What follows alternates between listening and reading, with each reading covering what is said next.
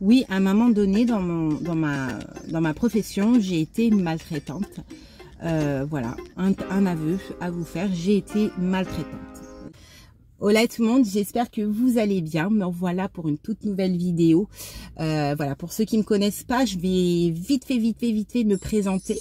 Moi c'est Héloïse, passionnée du monde soignant. Depuis 2 ans maintenant, j'accompagne les nouveaux référentiels aides-soignants à pouvoir acquérir plus facilement leur diplôme à travers la chaîne YouTube, à travers des rendez-vous personnalisés, à travers des livres que vous retrouvez sur Amazon en tapant Héloïse Margotto et à travers Snap dans laquelle je poste assez régulièrement des exercices de révision ciblés. Oui, à un moment donné dans ma profession, j'ai été maltraitante. Voilà, un aveu à vous faire, j'ai été maltraitante. J'ai été maltraitante pour différentes raisons. Alors, j'étais pas violente, non, mais j'ai été maltraitante. Alors, je fais cette vidéo parce que c'est super important. Beaucoup d'entre vous aujourd'hui sont diplômés, d'autres vont l'être très prochainement. Et je tiens à vous le dire, à un moment donné dans votre carrière, vous allez être maltraitant. Je suis désolée de vous le dire, mais vous allez être maltraitant.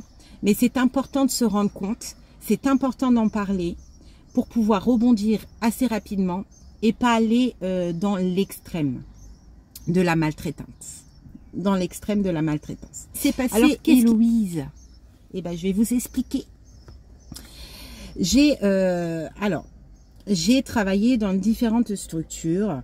Le problème, c'est qu'il y a eu un moment, comme dans partout, il y avait un manque de personnel. Et donc, on fournissait plus qu'il faudrait en fournir. Les établissements, c'est vrai, ils peinaient à trouver des aides-soignants, peinaient à trouver des soignants, il manquait même des infirmiers, il manquait vraiment, c'était un enfer.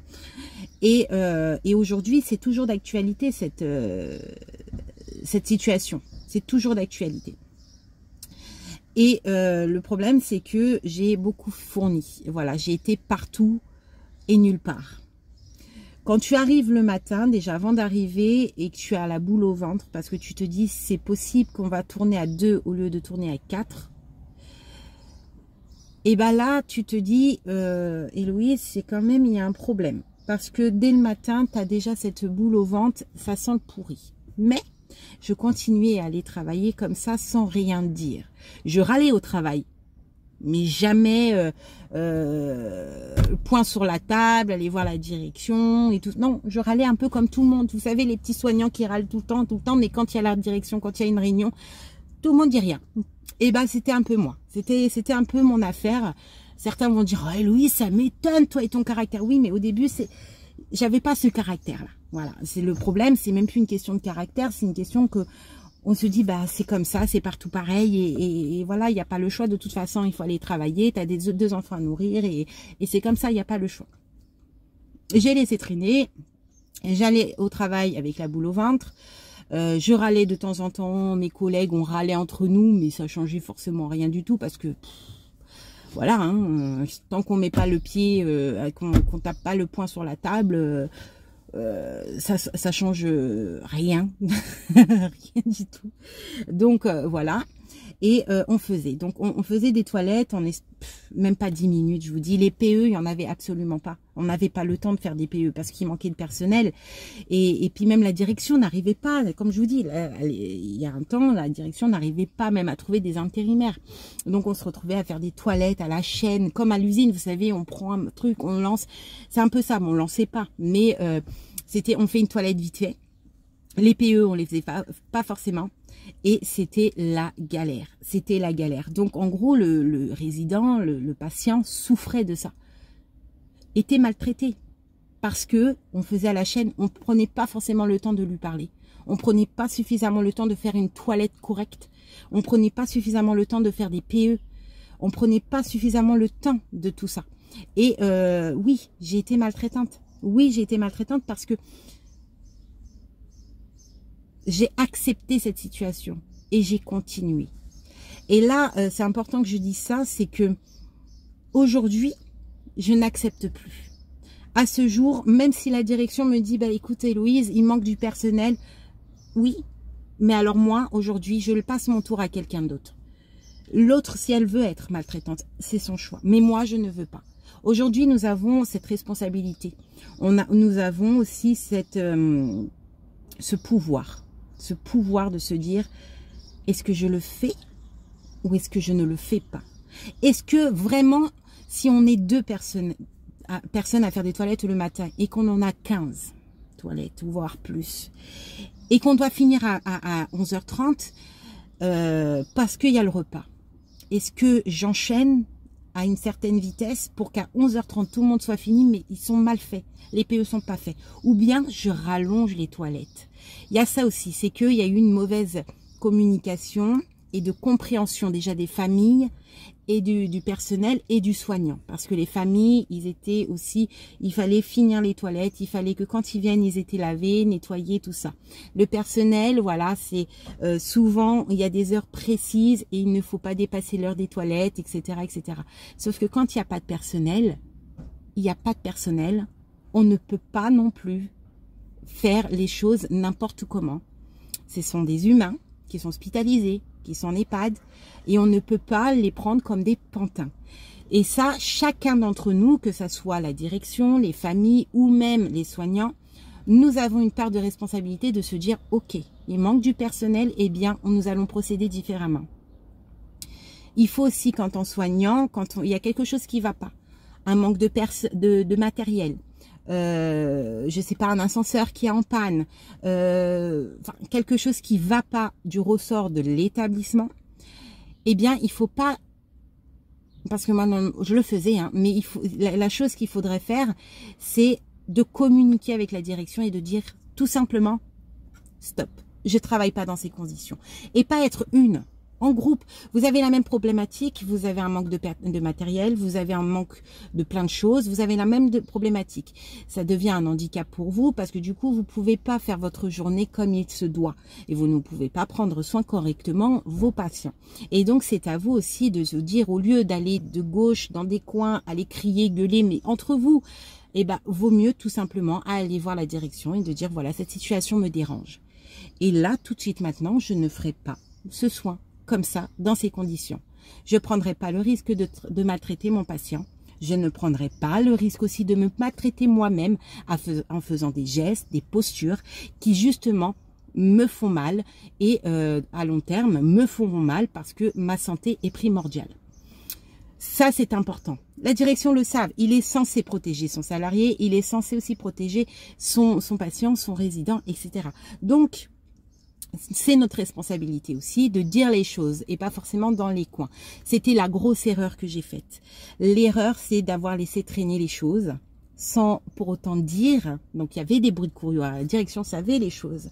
Mais il y avait juste des bruits de couloir. Il n'y avait pas ce point sur la table en disant, voilà, stop, stop, stop, stop. Et plus on est nombreux à dire stop, et ben plus on est une équipe qui est forte et c'est là qu'on arrive à bouger les choses, les mentalités, le fonctionnement, etc., etc. L'aide-soignant, le soignant est responsable de plein de choses. Si on est d'accord avec toutes ces formes de maltraitance, c'est autoriser ces genres de choses. Nous ne pouvons pas rester comme ça. Alors, je dis pas dénoncer les futilités, etc., etc. Oui, dénoncer les grosses formes de maltraitance, dénoncer la maltraitance en soi, oui, il faut la dénoncer. Mais il faut aussi, avant, par exemple, le manque de matériel, tout ça, en communiquer intelligemment et avec le respect, avec la direction. Et voir comment on peut procéder. Voilà, tout simplement. Voilà pourquoi j'ai été maltraitante, parce que j'ai laissé couler. Et j'espère que vous ne laisserez pas couler et j'espère que vous prendrez ça vraiment à cœur. Vraiment. Alors, moi, j'ai travaillé chez Orpea. J'ai effectué une petite mission chez Orpea. Après l'annonce des Fossoyeurs, j'ai lu le livre qui m'a énormément bouleversée. Et j'ai voulu faire des missions intérim pour voir un petit peu ce qui se passait. Alors effectivement au niveau du salaire, bon, vous pouvez bien comprendre, c'est pas cher payé, ça c'est vrai. Par contre, j'étais agréablement surprise sur certaines choses. Déjà, j'ai été très bien accueillie dans l'endroit où j'y étais. Alors, je dis pas tous les hors-PA sont pareils, mais du moins. Alors moi, j'ai été au jardin de Salomé. Il est positionné à Poitiers. Et j'ai aimé travailler là-bas. Parce qu'on ressent qu'ils veulent faire bouger les choses. Alors oui, effectivement, le salaire, il n'a pas bougé. Mais ils veulent faire bouger les choses parce que tout ce qui était mis sur les fossoyeurs, il y avait pas en fait. Et alors peut-être il y avait avant, mais à ce jour, en tout cas dans l'établissement dans lequel j'ai travaillé, il n'y avait pas. Et j'étais bien accueillie, que ça soit mon personnel soignant, que ça soit la direction. Il manquait pas de matériel. Alors à la fin du mois, oui, forcément, il manquait un petit peu de protection, mais c'était partout. C'est partout pareil. Il suffit que on respecte pas la dotation, que certains prennent du bleu alors qu'il fallait du jaune ou voilà, et ben forcément ça bouleverse toute la dotation et ben forcément on se retrouve à la fin du mois avec des petites, des petits manquements. Mais en soi, il y avait des serviettes, il y avait des gants, il y avait tout ce qu'il fallait. Et il y avait aussi le personnel soignant qui était très cordial, très respectueux. Moi, je me suis retrouvée dans le sens où il y avait cette organisation. Alors moi, il faut savoir que j'ai pas travaillé de jour, j'ai travaillé de nuit. Et franchement, l'organisation était superbe. Il y avait une bonne entraide, une solidarité entre soignants. Et quand il y avait un souci, la direction, elle le savait et elle était là, elle s'expliquait, etc., etc. Il y avait, franchement, c'était nickel. Pourtant, j'ai fait beaucoup de, c'était même pas des missions intérim, des vacations. Et je suis même restée assez longtemps en vacation parce que j'ai adoré, en fait, j'ai adoré travailler là-bas, du moins de nuit. Donc voilà, moi honnêtement pour cet établissement, j'ai été agréablement surprise. Il faut savoir que la maltraitance, il y en a partout. De la maltraitance, il y en a partout, que ce soit dans des grands groupes ou même dans le privé, dans le public, dans le territorial. J'ai vu des choses qui étaient voilà, mais il y en a partout. Mais c'est à nous aussi de faire changer les choses. Il faut pas laisser passer. Et vraiment, à partir du moment où vous vous sentez épuisé, à partir du moment où vous voyez que vous avez des réactions qui sont pas normales, mettez-vous en arrêt et posez-vous les bonnes questions. Est-ce que je suis faite pour continuer ou changer de profession? Est-ce que c'est important de prendre une pause, de prendre une pause et se mettre en arrêt jusqu'à temps qu'on s'y retrouve? Ça, c'est super important de se dire ça. Et alors, au lieu, alors, c'est bien de dénoncer les formes de maltraitance, mais c'est bien aussi d'en parler. Si vous voyez une collègue qui parle mal à un résident et tout ça, parlez-lui. Parlez-lui, dites-lui tout simplement, t'es fatiguée. Je sens que là, t'es au bout des nerfs, t'es épuisée totale. Ma belle, je sens que là, tu satures. Voilà, et il faut avoir cette communication entre soignants, c'est super important. Parce que parfois le soignant se rend pas compte qu'il est maltraitant. Il se rend pas compte. Il va avoir des attitudes, un langage agressif envers le patient, des trucs comme ça. Il va avoir des petits trucs, mais il s'en rend pas compte en fait. Vous savez, je sais pas si vous avez eu déjà ça, mais quand vous avez une rage dedans, on parle de la douleur, mais quand vous avez une rage dedans, moi je sais quand j'ai une rage dedans, je suis désagréable, mais je m'en rends pas compte, que je suis aussi hautaine, aussi désagréable. Et donc là c'est pareil, il y en a, ils le font parce qu'ils sont naturellement comme ça, et donc ça, il faut pas laisser passer. De toute façon, toute forme de maltraitance, il faut pas laisser passer. Mais quand vous voyez une collègue, c'est pas son habitude d'être comme ça, parlez-lui, dites-lui, mais tu vas bien, est-ce que tu dors assez, je te sens tendu, ça va, et essayez de lui parler. Même si c'est une collègue, vous n'avez pas forcément d'intimité, de relation. C'est important aussi de préserver sa collègue.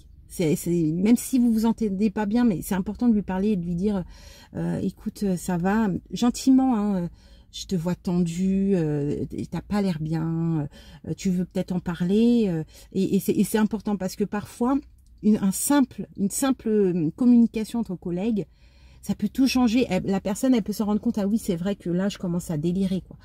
Là, c'est vrai que je déconne. Donc, ça serait peut-être temps de me poser les bonnes questions et de prendre du recul et de réfléchir sur ma manière de faire.